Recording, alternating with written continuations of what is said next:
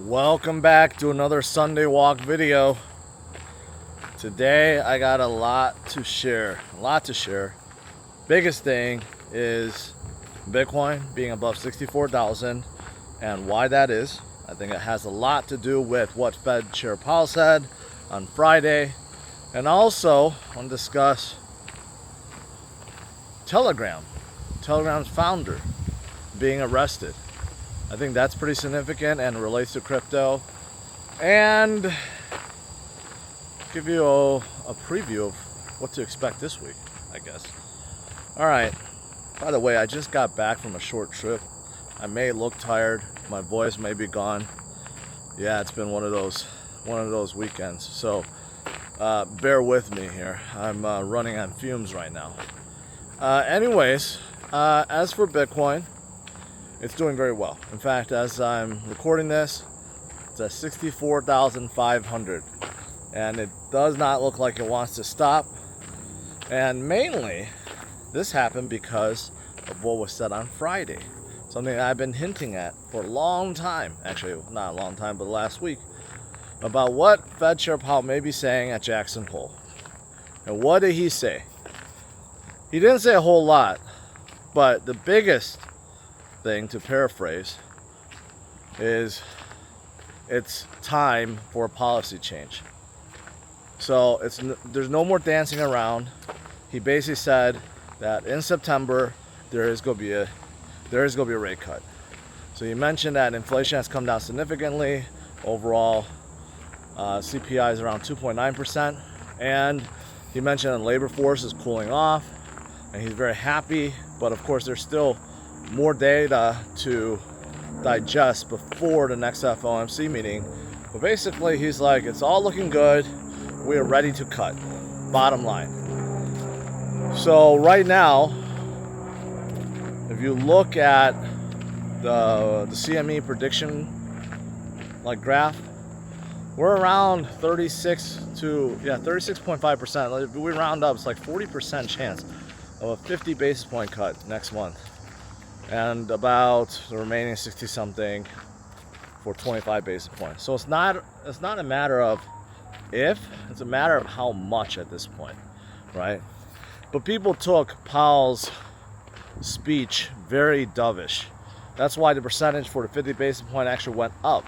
There's a good chance that if the economic data continues to highlight inflation going down and the labor market and the economy overall slowing down, that gives him ammunition to basically do a 50 basis point cut, right? So I think that's what spurred things up. So after my stream on Friday, I noticed in the afternoon on Friday and Saturday, things started going up. Bitcoin broke above that resistance of 63.7. Now the next point is 67,000, which we have seen before. It's not like we haven't been in this territory, but remember, we have a ton of shorts right now. Last time I think I said there's $15 billion worth of shorts leading up to 72,000. So if this week is good, Wall Street continues to load up, which they have been, we're definitely hitting that 67,000 mark, and we may even hit 70,000 by the end of this week. That's what I'm thinking. I'm thinking this week is going to be absolutely spectacular. Also, from a stock market perspective, Nvidia is reporting, and a lot of people, I don't remember which day, but a lot of people are thinking that it's going to be good, and if so, it's going to drag up all tech sector. So that'll be good too. Yeah, so overall, I'm very bullish about this week. Unless there's something that we just don't see, like all of a sudden the U.S. Justice Department starts selling Bitcoin, or Mt. Gox starts selling big. Because last week I already mentioned that, it stopped. So we'll see. I think this week's going to be a good week. I think it's going to be a great week. We could see Bitcoin rally up to 67,000 and then back up to 70 again, which quite honestly wasn't that far ago, a level we were at maybe like a month ago. So I'm looking forward to it. And I noticed that Solana has pumped above 160 once again. That's always an encouraging sign. But something like TON has dropped significantly because it's been reported that the founder of Telegram was just arrested in France, somewhere outside of Paris. Details right now are scarce, but rumors around his arrest deals with the fact that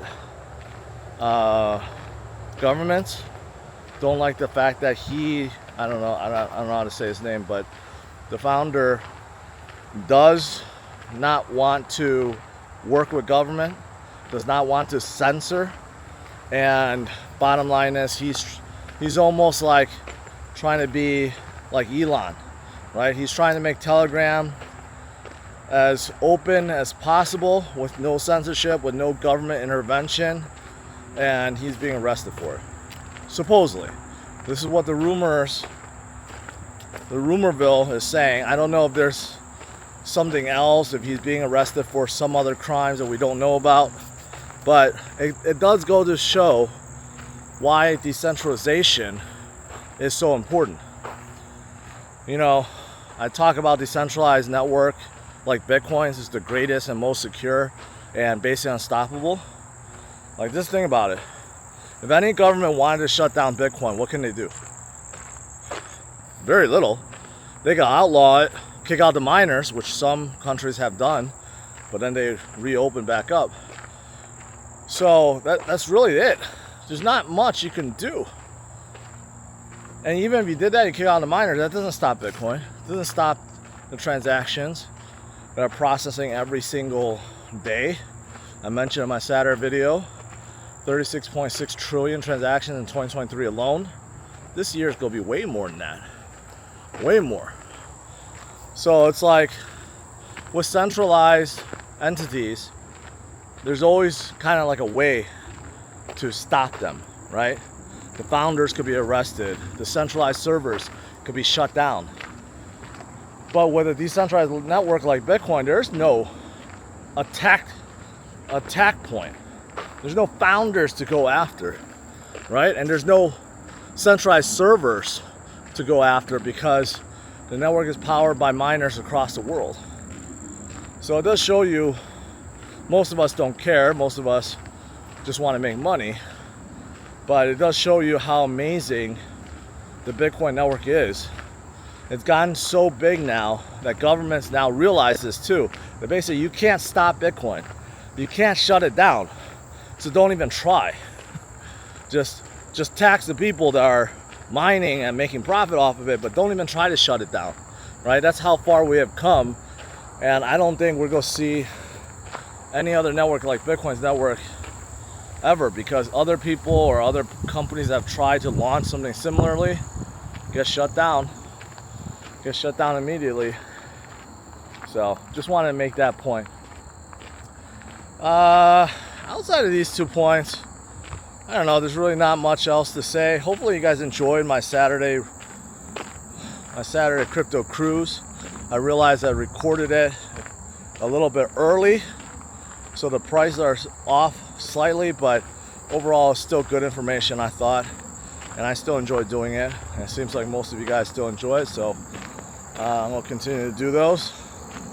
But yeah, there's not much else going on. I'm just looking forward to this week.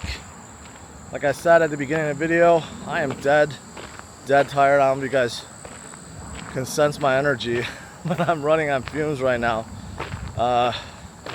It's always tough to travel and then participate in activities that tire you out. I'll just leave it at that. Alright guys, that's it. I'll see you guys at the usual time tomorrow, 8:30 a.m. Central Standard Time, and let's see where Bitcoin is. Let's see where Bitcoin heads to tonight. Could be interesting because the Asian markets open up, and if they're feeling the FOMO, hey, we could be close to $67 by tomorrow. But I think it's going to be a good week overall. Alright, smash a like, subscribe to the channel. I'll see you guys later. Bye-bye.